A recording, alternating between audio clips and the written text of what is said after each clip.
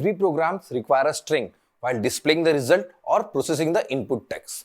Understanding the importance, every programming language provides a predefined function to process and manipulate the string. Hello everyone, welcome to Python session, and in this session we will study the built-in function for the strings. First, start with len. Len function gives the length of the string. Consider a string s with the value hello. In the following line, write length of string equal to len and in bracket pass the string variable s. Then print the variable length of string.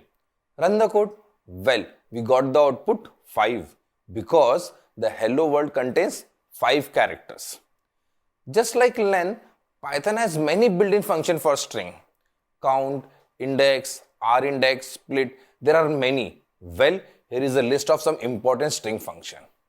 We will study few of them to get a clear understanding. Let's look at the count function. Count function gives the count of repetition of character or string inside a string. Let's understand this with an example.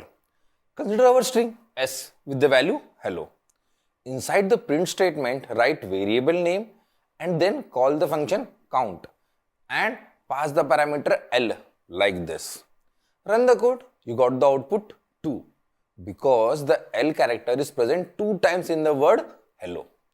Suppose you have a string str with value I love Python programming because Python is easy to learn. Now inside print, call the function count on the string str and pass the value Python. Run the code. You got the output 2 because Python is present 2 times. Another function that we use very frequently is index. Index function gives the position of a string or a character inside a string. Consider a string book with the value Python for beginners.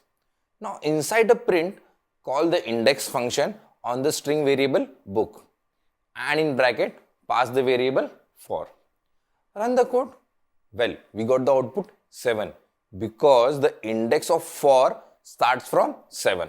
Always remember, the index function will give the first occurrence of the character or string. Like the index function, we have rindex function. Rindex function counts the position from the right side, but it gives the position from the left side only. This is a bit confusing. Let's clear your doubt.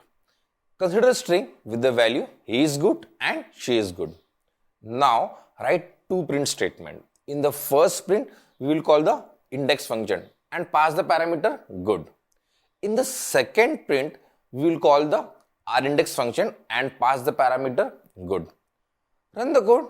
Well, the index function gave the position of first good because it started finding good word from the left side, while the rindex function gave the position of the last good since it started finding position from the right side. Again, I am telling you that the index function gives the first occurrence of the character or string. Just like the index, we have the function find. Find function also gives the position of string inside a string. Let's understand the find function with an example. Consider a string s with the value programming is fun.